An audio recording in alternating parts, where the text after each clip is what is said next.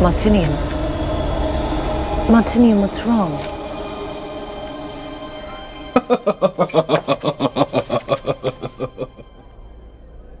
What are you doing here? This is no place for you. Is he really here? Is who here? Simon Peter, of course. The one they call the Prince of the Apostles. He is here. What? Why did you not mention it? Must I tell you of every prisoner now, wife? Do not attempt that tone with me, husband. You'll only embarrass yourself. Yes, he's here. I've even spoken to him, asked him questions. Well, you've asked him all the wrong questions. You don't even know what I've asked. I know you've asked the wrong thing. And what would be the correct question? Ask him for a blessing, of course, for my womb, so I may bear you a child. That is dangerous talk. I know you're interested in these Christians, but let it not go further. It doesn't, does it? No, of course not. I'm serious. I will not lose you to this cult. I hear you. You have made yourself clear. I'm also curious about this man. But I will not ask for his blessing. That crosses the line. I will ask him one question. Will that suffice? Now, if you need time to think... I want to know how Jesus really died and the days leading up to his death. And... well, ask him that. And you shall be allowed to sleep in the bed tonight.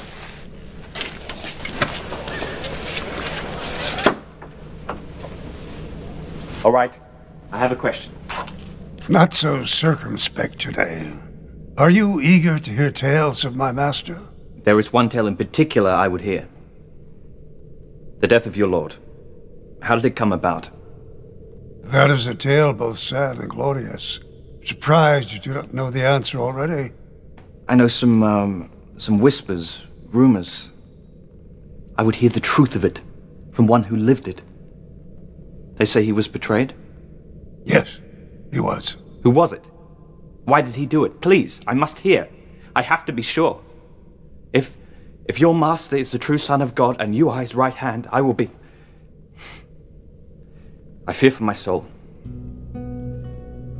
If I tell you this story and you know my words are true, will you then accept Jesus as your Lord? I will listen well. I promise nothing more.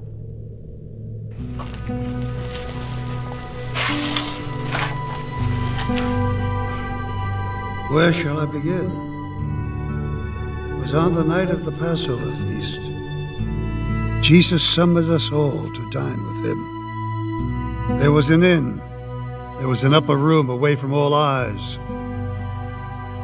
There was a table set for 13. I had walked with Jesus, seen many wondrous and terrible things. I thought I had become wise and learned of the world. But I was not prepared to hear the secrets this room would reveal.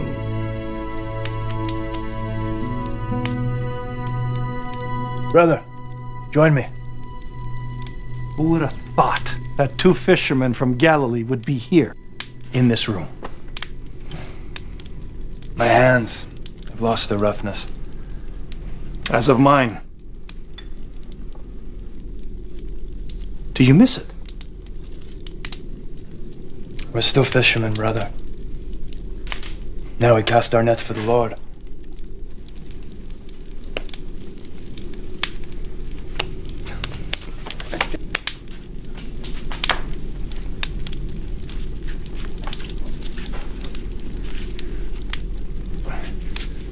Who's supposed to wash our feet? Philip, you didn't arrange for servants to wash our feet? The master did not tell me to provide for servants. Must you be told everything? Should we wash our own feet? Well, I'm not.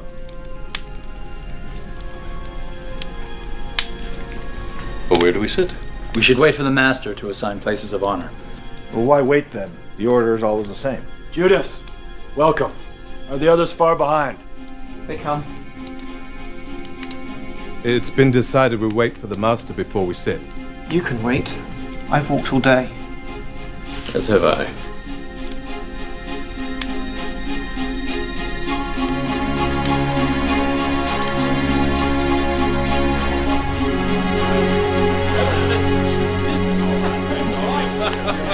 And so we sat, we talked, and we laughed, even persecuted, even hunted as we were.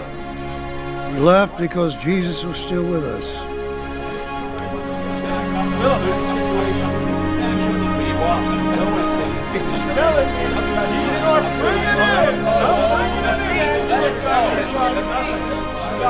And then he entered.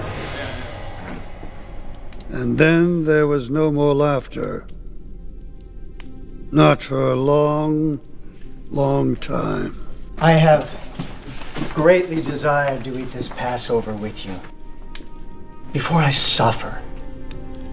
For I tell you, I will not eat it again until it finds its fulfillment in the kingdom of God.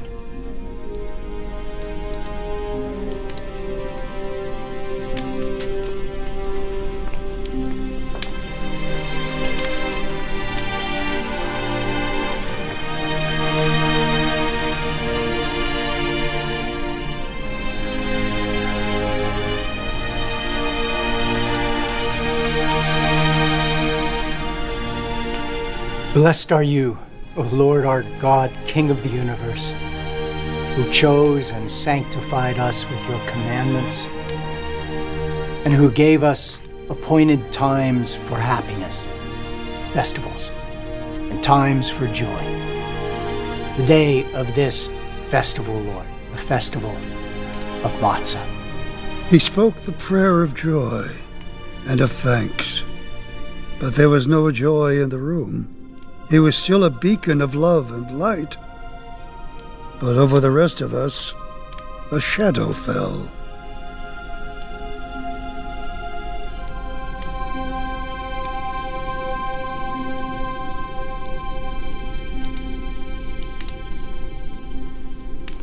Take and eat. This is my body, which is broken for you. Do this in remembrance of me.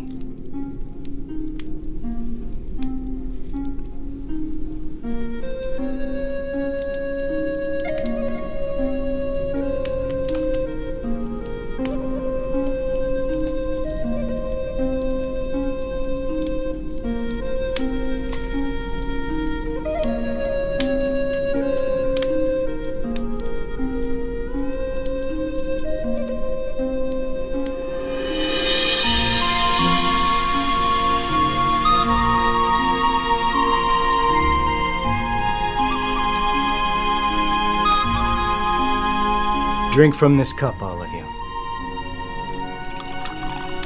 For this is my blood of the new covenant, which is shed for many for the forgiveness of sins. Do this in remembrance of me.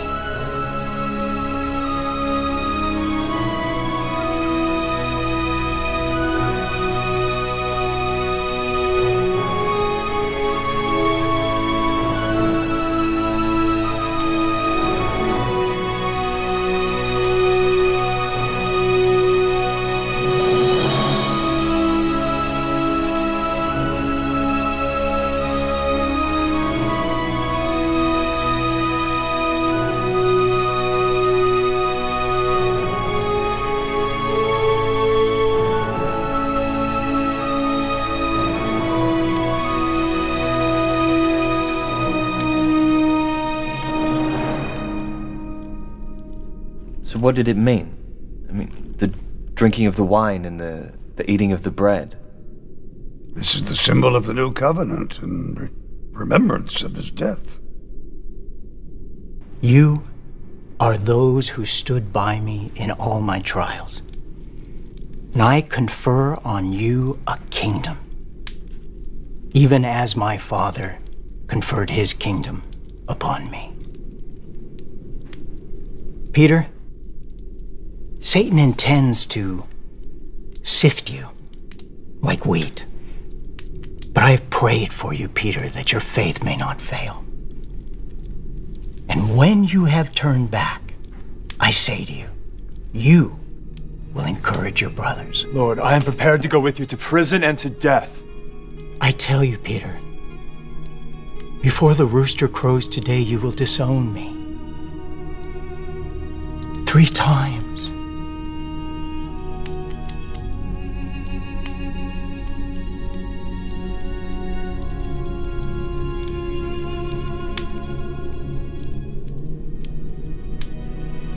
No wonder you hate to hear the crowing of the rooster.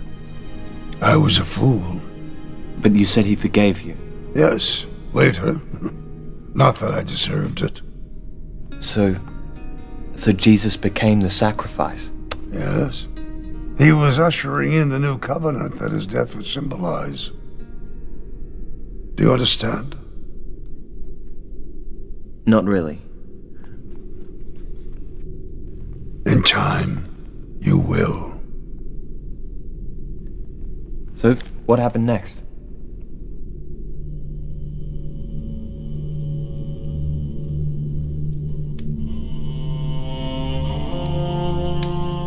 What does he do now? I don't know.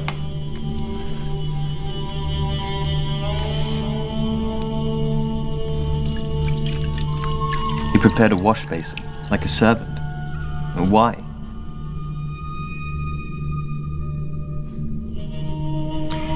It was to be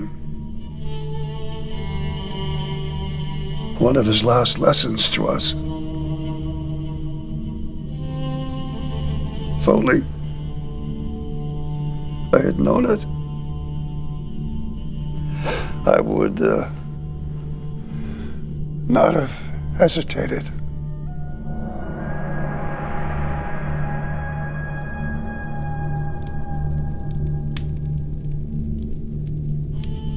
Lord? You do not understand now, but later you will understand why I am doing this. No, Lord, you will never wash my feet.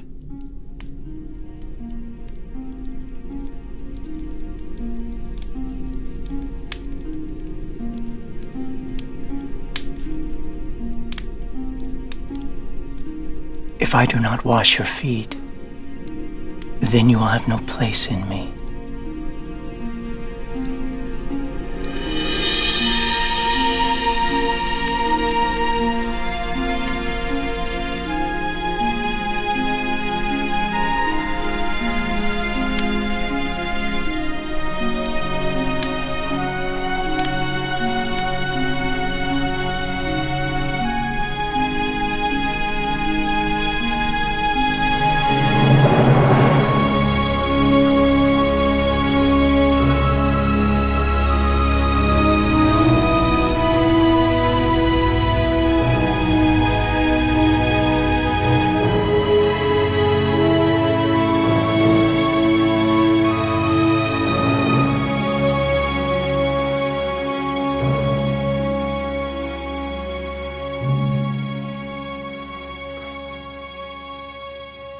He washed your feet. That's madness. Your master, your so-called living God, why would he lower himself to the duties of a slave? No leader would lower himself in his men's eyes.